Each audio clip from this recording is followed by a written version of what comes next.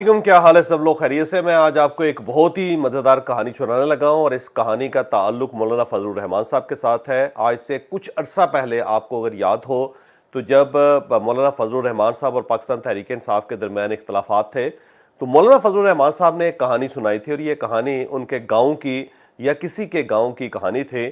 और उस कहानी का एक करैक्टर है, एक खातून है जो अपने ससुराल के अंदर रहती है और वहाँ पर उसकी लड़ाई हो जाती है।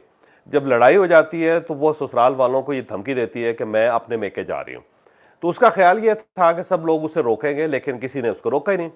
तो उसके बाद वो अपने मेके चले जाती है। जब मेके चले जाती है तो उसका ख्याल ये होता है कि कुछ अरसे बाद ससुराल वाले आएंगे, उसका खामद आएगा, उसका ससुर आएगा या उसकी सास आएगी या उसकी ननद आएगी और उसे आके ले जाएंगे। लेकिन उन सब ने शुक्र अदा किया कि वो चली गई। अब वो अपने मेके में है और इंतज़ार कर रही है कि ससुराल से कोई ना कोई आए और आके उसको ले जाए, लेकिन अब कोई आ ही नहीं रहा। तो इस दौरान एक दिन वो बाहर निकली तो उसने देखा कि उसके अपने घर की एक गाय जो है वो उसकी गली के अंदर घूम रहे, क्योंकि उसका जो मेका था और या ससुराल था वो दोनों एक ही गांव के अंदर थे। तो उसने फौरी तौर पे उस गाय की पूंछ पकड़ी और पूंछ पकड़ के, दुम पकड़ के वो अपने ससुराल में आ गए। और ससुराल में आके उसने कहा कि मैं तो नहीं आना चाहती थी, लेकिन ये गाय मेरे घर गई और वहाँ मुझे पकड़ के ले आई, तो अब मैं मजबूरी में यहाँ आई हूँ, नहीं तो मुझे आप लोग बिल्कुल पसंद नहीं है और मैं इस घर के अंदर नहीं रहना चाहती। अब ये जो कहानी है ये बताती है कि जब इंसान कुछ काम करना चाहे और दूसरी तरफ से उसकी हौसला अफजाई ना हो रही हो तो फिर वो अमूमन गाय की दुम पकड़ के वहाँ पहुँच जाता है। अब इस दुम का, गाय का, मौलाना फजलुर रहमान साहब का और इमरान खान साहब का और पाकिस्तान तहरीक इंसाफ का आपस में क्या ताल्लुक है, ये आगे चल के मैं पूरी तफसील के साथ बयान करूंगा। लेकिन सरदस्त हम आज के जो व्लॉग है उसकी हाईलाइट्स आपके सामने पेश करते हैं। एक तो इंडिया को अमेरिका से भी इनकार हो गया और ये चौथी पांचवीं मरतबा इनकार है और इंडिया को ये महसूस हो रहा है कि अमेरिका के साथ जो उनके सफारती तल्लुकात है उसके अंदर सर्दमहरी आ गई है। अब ये तल्लुकात बहुत अच्छे नहीं हो सकते और उन्हें पाकिस्तान के खिलाफ किसी किस्म की मदद अमेरिका से नहीं मिल सकती। अब ये क्या वाकया हुआ, क्यों हुआ, आगे चल के आपको बताएंगे। और इसके साथ साथ इमरान खान साहब की तरफ से मुज़ाकरात का पहला मुतालबा आ गया है और ये वो गाय की दुम है जिसके लिए हमने आपको कहानी सुनाई थी और हमने आपको बताया था कि बाज़ औक़ात इंसान को गाय की दुम पकड़ के आना पड़ता है। तो इमरान खान साहब ने गाय की दुम को पकड़ना शुरू कर दिया है। कैसे, आगे चल के आपको बताएंगे।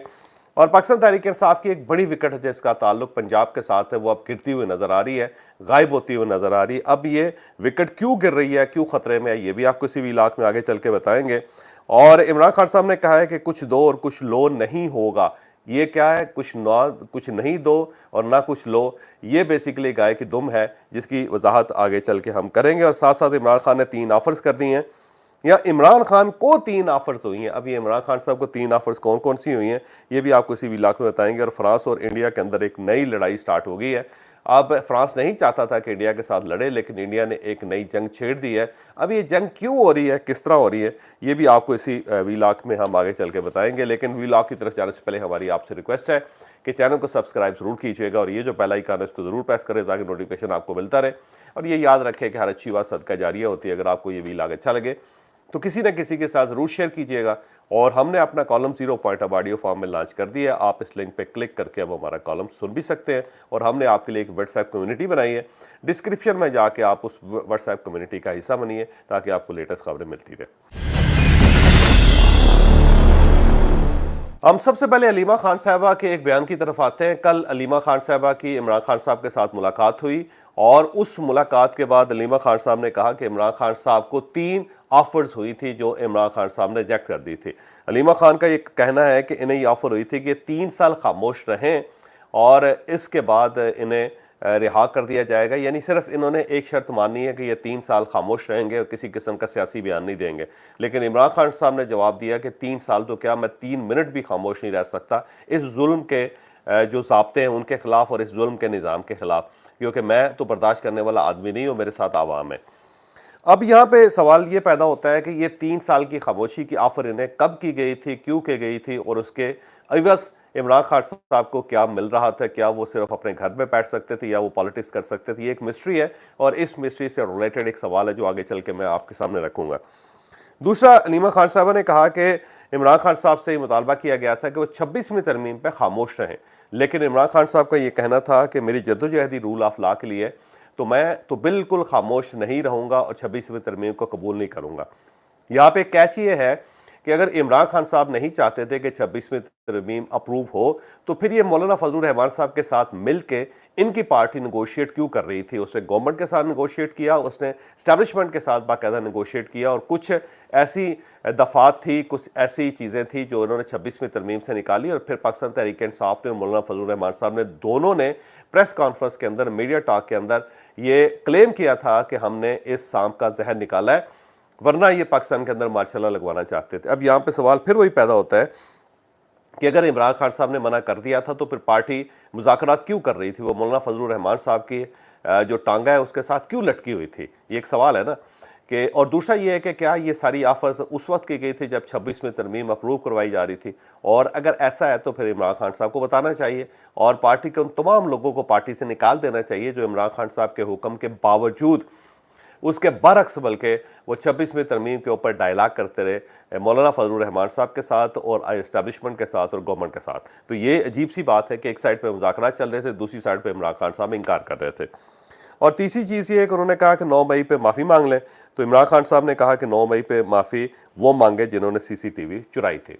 अब यहाँ पे भी एक सवाल पैदा होता है कि बहुत सारे इनके वर्कर्स हैं, बहुत सारे इनके लीडर्स हैं जिन्होंने 9 मई के ऊपर मजम्मत भी की और उसके साथ बाद माफ़ी भी मांगे, और साथ साथ इमरान खान साहब आज भी माफ़ी मांगना चाहते हैं। ये मैं आपको बिल्कुल क्लैरिटी के साथ कह रहा हूँ, लेकिन उनको समझ नहीं आ रही कि माफ़ी किस टाइप की होनी चाहिए और सिद्के दिल से माफ़ी कैसे होगी, क्योंकि उनका ख्याल ये है कि कहीं ऐसा ना हो कि माफ़ी मांग ली जाए और उसके बाद दोबारा इन्हें जेल के अंदर ही रखा जाए, इनकी सज़ाएँ कम ना हो। तो वो एक गारंटी चाहते हैं कि मैं माफ़ी मांग लेता हूँ, लेकिन आपके ऊपर लाजम है कि फिर आप अपना वादा पूरा करें। अब ये वादा पूरा क्यों नहीं हो सकता, क्या खर्चा है, ये आने वाले दिनों में मैं पूरी डिटेल के साथ बताऊंगा कि कौन कर रहा था, किस तरह कर रहा था। तो आखिर में अलीमा खान साहबा के जरिए इमरान खान साहब के लिए एक सवाल है कि ये बताएं कि ये तीनों ऑफर इन्हें की किसने थी? क्या गवर्नमेंट के किसी बंदे ने की? क्या एस्टैब्लिशमेंट के किसी बंदे ने की? और ये जो तीनों ऑफर्स हैं, ये इंडिया और पाकिस्तान की जंग से पहले की हैं या इंडिया और पाकिस्तान की जंग की बाद की हैं? और फिर ये जो प्रपोजल थी लेकर कौन आया था और इमरान खान साहब ने किसको इनकार किया था? ये सवाल है। मेरा ख्याल है अगर इमरान खान साहब इसकी वजाहत कर देंगे तो सारी चीज़ें आसान हो जाएंगी, लेकिन इस तरह एक दुम पकड़ के आप घर जाके वहाँ पे इस टाइप की क्लेम करना शुरू करते हैं तो फिर इसकी कोई जस्टिफिकेशन नहीं है। तो ये एक मिस्ट्री है जो इमरान खान साहब अनसॉल्व नहीं करना चाहते, या वो इसमें उनकी कोई ख़ास उनको फ़ायदा नज़र नहीं आ रहा। इसके साथ साथ अली जफर साहब ने एक क्लेम किया, उन्होंने कहा कि इमरान खान साहब ने कहा है कि मेरे इस्टेब्लिशमेंट के लिए दरवाजे खुले हैं, वो आके मुज़ाकरात करें, लेकिन ये मुज़ाकरात पाकिस्तान के लिए होंगे, पाकिस्तान की तरक्की के लिए होंगे और जो पाकिस्तान के अंदर इस वक्त मसाइल हैं उनके हल के लिए होंगे, लेकिन इसके अंदर कुछ दो और कुछ लो नहीं होगा। अब यहाँ पे एक सवाल ये पैदा होता है कि अगर आपने कुछ लेना नहीं है, कुछ देना नहीं है, तो फिर मुज़ाकरात किस चीज़ के हैं? और ज़ाहिर है जब भी मुज़ाकरात किए जाते हैं तो उसका मकसद यही होता है कि आप कुछ देते हैं और कुछ लेते हैं, गिव एंड टेक है ना जी। इसके अलावा तो मुज़ाकरात की कोई तुक नहीं बनते। तो आप अगर बड़ी फ़राख दिली के साथ पाकिस्तान की मदद करना चाहते हैं और उसके बदले में कुछ नहीं लेना चाहते, तो फिर तो ठीक है, बिल्कुल सही बात है। लेकिन फिर उस फ़राख दिली के साथ आपको फिर इस किस्म के क्लेम नहीं करने चाहिए कि ये याया खान 2 है, पार्ट 2 है, या इस टाइप का क्लेम नहीं करना चाहिए कि IMF को पाकिस्तान को कर्जा नहीं देना चाहिए।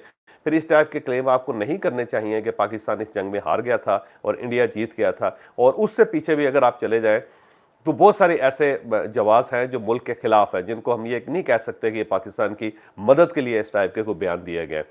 तो यहाँ पे ये भी सवाल पैदा होता है कि अगर आपने जेल के अंदर ही रहना है, आपने लेना कुछ नहीं है, तो दूसरा ये है कि फिर आपको मुज़ाकरात करने की क्या ज़रूरत है, और सेकेंडली ये है फिर आप देंगे क्या पाकिस्तान को, ये भी एक सवाल है। लेकिन यहाँ पे एक और चीज़ भी है जिसकी वजाहत करनी भी बड़ी ज़रूरी है कि जब से इमरान खान साहब जेल के अंदर गए हैं, पाकिस्तान के ऊपर तो अच्छा वक्त आया। पाकिस्तान देख लें, उसकी इकॉनमी देख लें आप कि कुछ ना कुछ इन्वेस्टमेंट यहाँ पे हो रही है और बाहर से इन्वेस्टमेंट्स की प्लेज भी आ रही है। यानी बड़े मुल्क, बड़े बिजनेसमैन पाकिस्तान के अंदर इन्वेस्टमेंट करना चाहते हैं। और अभी तो यहाँ पे जो मसलन अभी आप देख लें, अज़रबैजान ने $2 बिलियन की पाकिस्तान के अंदर कमिटमेंट की है कि $2 बिलियन से वो पाकिस्तान के अंदर इन्वेस्टमेंट करेंगे। सऊदीज़ की तरफ से आ गई है, यहाँ पर रेकोडिक के चल रहे हैं, सोने और कॉपर के बहुत सारी इस वक्त इन्वेस्टमेंट्स है। आप स्टॉक एक्सचेंज देख लीजिए कहाँ से कहाँ चली गई जिस वक्त इमरान खान साहब के दौर में थी। और इसके साथ साथ जितने दोस्त मुल्क हैं उनके साथ आप इस वक्त पाकिस्तान के ताल्लुकात को देख लें, इवन अमेरिका और पाकिस्तान के ताल्लुकात को देख लें, उसके अंदर कितनी बेहतरी आई। ये बेहतरी इससे पहले तो नहीं थी इमरान खान साहब के दौर में।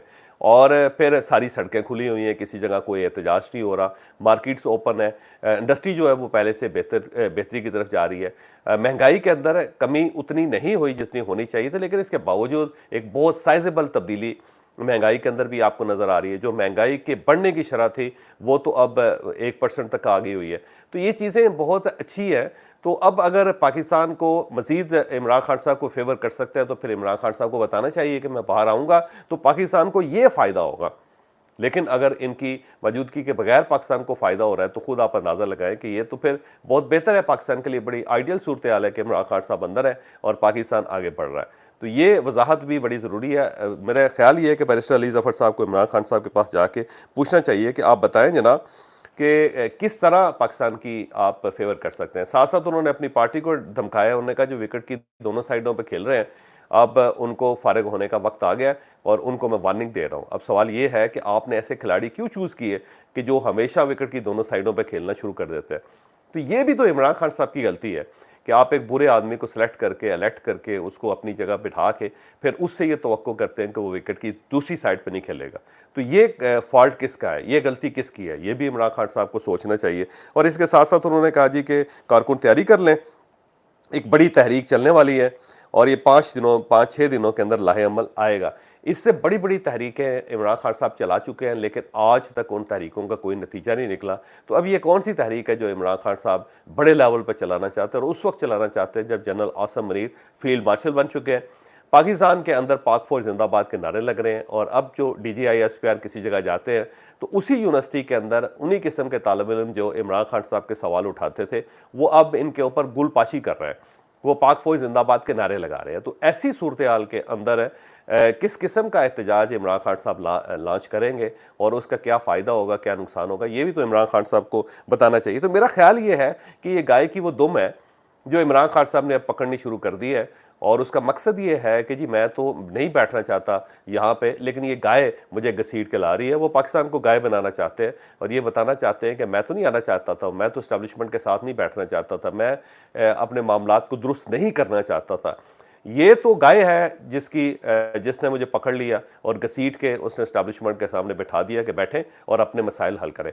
तो अब ये मामला जो है वो आगे बढ़ता चला जा रहा है। इमरान खान साहब वाकई चाहते हैं कि मामलात सेटल हों, लेकिन उनके अंदर इतनी करज नहीं है कि वो इसके खुल के इसको बयान करें। वो फिर इसी किस्म की बातें कर रहे हैं ताकि इनकी इज्जत और अना भी बच जाए और मामला भी ठीक हो जाए। लेकिन ये बात दुरुस्त है कि इमरान खान साहब अब निकलना चाहते हैं इस सारे गर्दाब से, इस सारी दलदल से, लेकिन वो निकल पा नहीं रहे।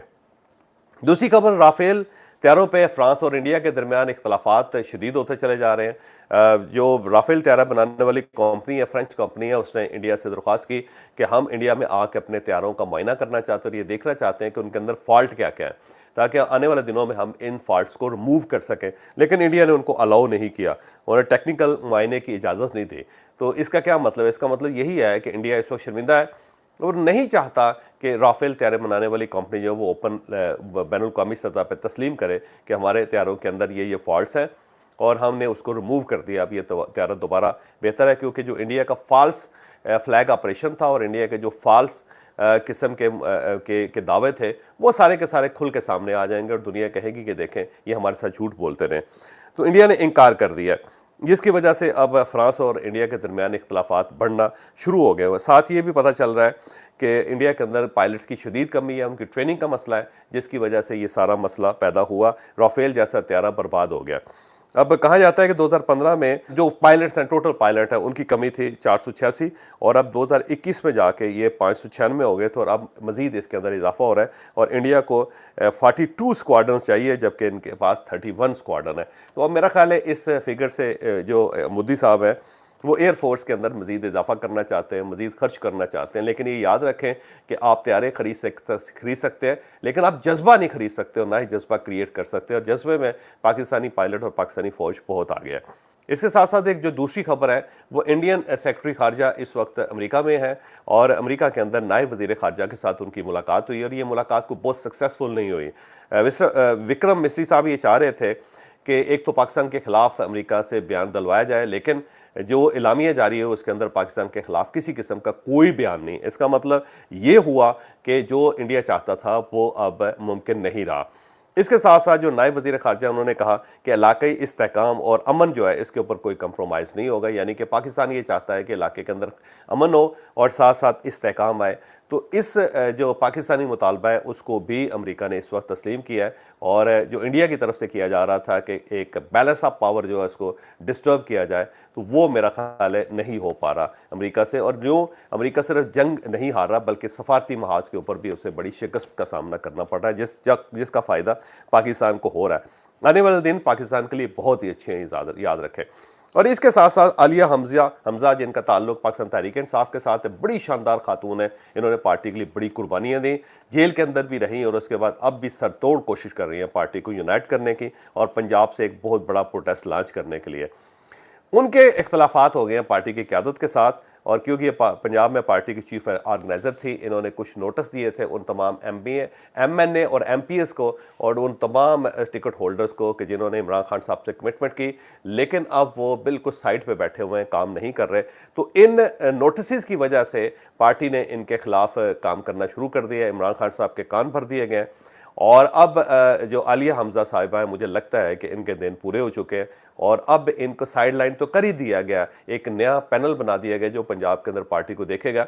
लेकिन आने वाले दिनों में मुझे लगता है कि आलिया हमजा साहिबा मुस्ताफ़ी होकर साइड पे बैठ जाएंगी और एक बहुत बड़ा बहरान पार्टी के अंदर पैदा हो जाएगा, क्योंकि वाकई शानदार इंसान है और ये बहुत मेहनत कर रही है। लेकिन इमरान खान साहब को बताया गया कि इस्टेब्लिशमेंट के साथ मिल गई है, जो सरासर गलत खबर है और इसका पार्टी को नुकसान होगा। पार्टी में यही मसला है कि जो काम करना चाहता है, जो काम करता है, उसके साथ यही सलूक होता है जो इस वक्त आलिया हमजा के साथ हो रहा है। काश इनका ताल्लुक बुशरा बीबी के साथ तगड़ा होता तो ये सलमान अकर राजा साहब की तरह पार्टी के अंदर घुस चुकी होती, क्योंकि सलमान अकर राजा साहब के पास सिर्फ और सिर्फ एक असासा है, वो असासा है बुशरा बीबी। तो बुशरा बीबी की वजह से वो आज पार्टी के अंदर कायम भी है और आगे भी बढ़ते जा रहे हैं। जो लोग बुशरा बीबी से ज़रा फासले पे हैं, वो कितनी एफर्ट क्यों ना कर लें, उनके साथ बहरहाल वही सलूक होता है जो इस वक्त आलिया हमजा के साथ हो रहा है। मुझे इजाज़त दीजिए, अगले भी इलाके में मुलाकात होगी। पाकिस्तान जिंदाबाद।